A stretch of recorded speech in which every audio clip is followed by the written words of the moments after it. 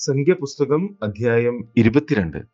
Israel മക്കൾ യാത്ര പുറപ്പെട്ട് യെരിഹോവിന്റെ സമീപത്ത് യോർദാനക്കരെ മോവാബ് സമഭൂമിയിൽ പാളയമിറങ്ങി.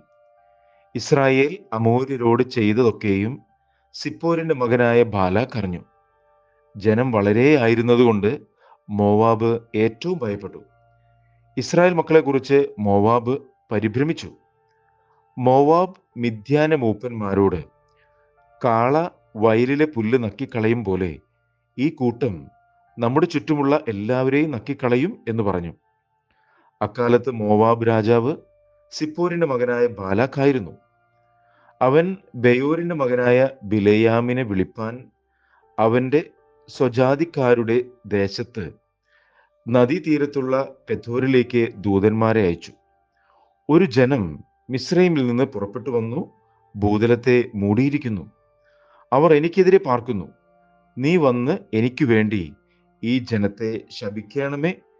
അവർ എന്നേക്കാൾ ഏറ്റവും ബലവാന്മാർ ആയിരിക്കൊണ്ട്, പക്ഷെ അവരെ തോൽപ്പിച്ച് ദേശത്ത് നിന്ന് ഓടിച്ചു കളവാൻ എനിക്ക് കഴിവുണ്ടാകുമായിരിക്കും. നീ അനുഗ്രഹിക്കുന്നവൻ അനുഗ്രഹിക്കപ്പെട്ടവൻ, നീ ശപിക്കുന്നവൻ ശപിക്കപ്പെട്ടവൻ എന്ന് ഞാൻ അറിയുന്നു എന്ന് പറയിച്ചു. മോവാബി മൂപ്പന്മാരും മിദ്യാന്യ മൂപ്പന്മാരും കൂടി കയ്യിൽ പ്രശ്ന ദക്ഷിണയുമായി ബിലെയാമിന്റെ അടുക്കൽ ചെന്നു.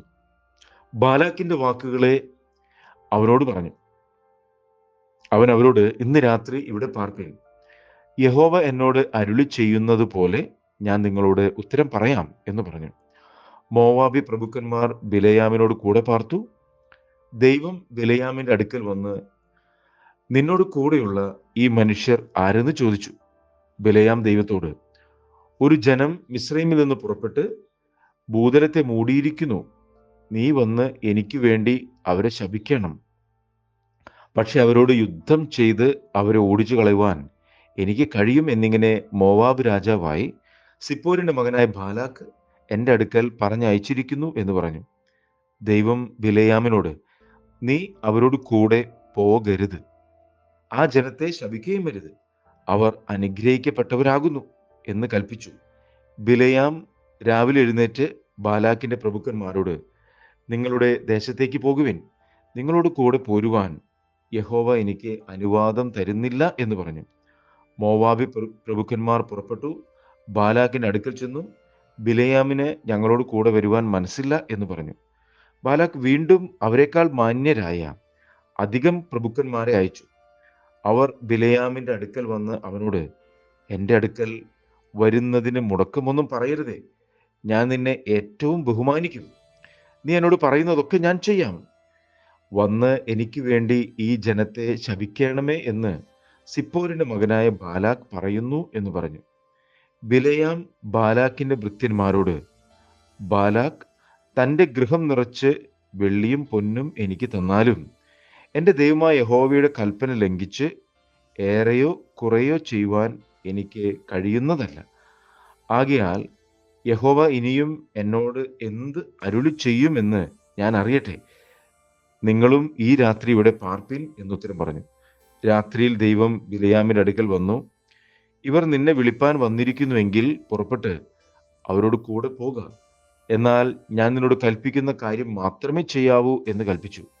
ബിലെയാം രാവിലെ എഴുന്നേറ്റ് കഴുതയ്ക്ക് കോപ്പിട്ടു മോവാബ്യ പ്രഭുക്കന്മാരോട് കൂടെ പോയി. അവൻ പോകുന്നത് കൊണ്ട് ദൈവത്തിന്റെ കോപം ജ്വലിച്ചു. യഹോവയുടെ ദൂതൻ വഴിയിൽ അവന് പ്രതിയോഗിയായി വന്നു.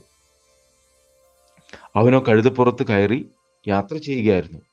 അവന്റെ 2 ബാല്യക്കാരും കൂടെ ഉണ്ടായിരുന്നു. യഹോവയുടെ ദൂതൻ വാൾ ഊരിപ്പിടിച്ചുകൊണ്ട് വഴിയിൽ നിൽക്കുന്നത് കഴുത കണ്ടു. കഴുത വഴിയിൽ നിന്ന് മാറി വയലിലേക്ക് പോയി. കഴുതയെ വഴിയിലേക്ക് തിരിക്കേണ്ടതിന് ബിലെയാം അതിനടിച്ചു. പിന്നെ യഹോവയുടെ ദൂതൻ ഇരുപുറവും മതിലുള്ള മുന്തിരിത്തോട്ടങ്ങളുടെ ഇടുക്കുവഴിയിൽ നിന്നു. കഴുത യഹോവയുടെ ദൂതനെ കണ്ടപ്പോൾ മതിലരികെ ഒതുങ്ങി. ബിലെയാമിന്റെ കാൽ മതിലിനോട് ചേർത്ത് ഞെരുക്കി. അവൻ അതിനെ വീണ്ടും അടിച്ചു. പിന്നെ യഹോവയുടെ ദൂതൻ മുന്നോട്ട് ചെന്ന് ഇടത്തോട്ടും വലത്തോട്ടും മാറുവാൻ വഴിയില്ലാതെ ഒരു ഇടുക്കുവഴിയിൽ നിന്നു. യഹോവയുടെ ദൂതനെ കണ്ടപ്പോൾ കഴുത ബിലെയാമിന്റെ കീഴെ കിടന്നു കളഞ്ഞു. ബിലെയാമിന്റെ കോപം ജ്വലിച്ച് അവൻ കഴുതയെ വടികൊണ്ടടിച്ചു.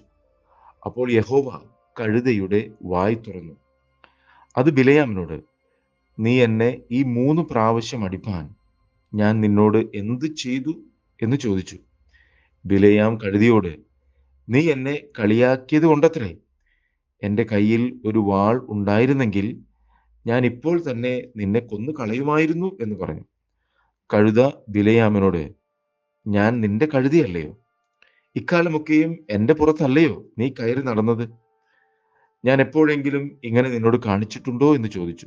ഇല്ല എന്ന് അവൻ പറഞ്ഞു. അപ്പോൾ യഹോവ ബിലെയാമിന്റെ കണ്ണു തുറന്നു. യഹോവയുടെ ദൂതൻ വാൾ ഊരിപ്പിടിച്ചുകൊണ്ട് നിൽക്കുന്നത് അവൻ കണ്ടു. സാഷ്ടാംഗം വീണ് നമസ്കരിച്ചു. യഹോവയുടെ ദൂതൻ അവനോട്, ഈ 3 പ്രാവശ്യം നീ കഴുതയെ അടിച്ചതെന്ത്? ഇതാ, ഞാൻ നിനക്ക് പ്രതിയോഗിയായി പുറപ്പെട്ടിരിക്കുന്നു. നിന്റെ വഴി നാശകരമെന്ന് ഞാൻ കാണുന്നു. കഴുത എന്നെ കണ്ട് ഈ 3 പ്രാവശ്യം എൻ്റെ മുമ്പിൽ നിന്ന് മാറിപ്പോയി.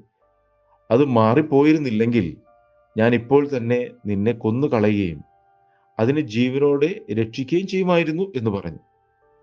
ബിലെയാം യഹോവയുടെ ദൂതനോട്, ഞാൻ പാപം ചെയ്തിരിക്കുന്നു. നീ എനിക്ക് എതിരായ വഴിയിൽ നിന്നിരുന്നു എന്ന് ഞാൻ അറിഞ്ഞില്ല. ഇത് നിനക്ക് അനിഷ്ടമെന്ന് വരികിൽ ഞാൻ മടങ്ങിപ്പോയിക്കൊള്ളാം എന്ന് പറഞ്ഞു. യഹോവയുടെ ദൂതൻ ബിലെയാമിനോട്, അവരോട് കൂടെ പോകുക, എങ്കിലും ഞാൻ നിന്നോട് കൽപ്പിക്കുന്ന വചനം മാത്രമേ പറയാവൂ എന്ന് പറഞ്ഞു. ബിലെയാം ബാലാക്കിന്റെ പ്രഭുക്കന്മാരോട് കൂടെ പോവുകയും ചെയ്തു. ബിലെയാം വരുന്നു എന്ന് ബാലാക്ക് കേട്ടപ്പോൾ അർന്നോൻ തീരത്ത് ദേശത്തിന്റെ അതിരിലുള്ള ഊർ മോവാബ് വരെ അവനെ എതിരേറ്റ് ചെന്നു. ബാലാക്ക് ബിലെയാമിനോട്, ഞാൻ നിന്നെ വിളിപ്പാൻ ആളയച്ചില്ലയോ? നീ വരാതിരുന്നതെന്ത്? നിന്നെ ബഹുമാനിപ്പാൻ എനിക്ക് കഴിയുകയില്ലയോ എന്ന് പറഞ്ഞതിന് ബിലെയാം ബാലാക്കിനോട്, ഞാൻ വന്നിരിക്കുന്നുവല്ലോ, എന്നാൽ എന്തെങ്കിലും പറയുവാൻ എനിക്ക് കഴിയുമോ? ദൈവം എൻ്റെ നാവിന്മേൽ ആക്കിത്തരുന്ന വചനമേ ഞാൻ പ്രസ്താവിക്കുകയുള്ളൂ എന്ന് പറഞ്ഞു. അങ്ങനെ ബിലെയാം ബാലാക്കിനോട് കൂടെ പോയി. അവർ കിര്യത്ത് ഹൂസോത്തിൽ എത്തി. ബാലാക്ക് കാളകളെയും ആടുകളെയും അറുത്ത് ബിലെയാമിനും അവനോട് കൂടെയുള്ള പ്രഭുക്കന്മാർക്കും കൊടുത്തയച്ചു. പിറ്റേന്നാൾ ബാലാക്ക് ബിലെയാമിനെ ബാമോത്ത് ബാലിലേക്ക് കൂട്ടിക്കൊണ്ടുപോയി. അവിടെ നിന്ന് അവൻ ജനത്തിന്റെ ഒരു അറ്റം കണ്ടു.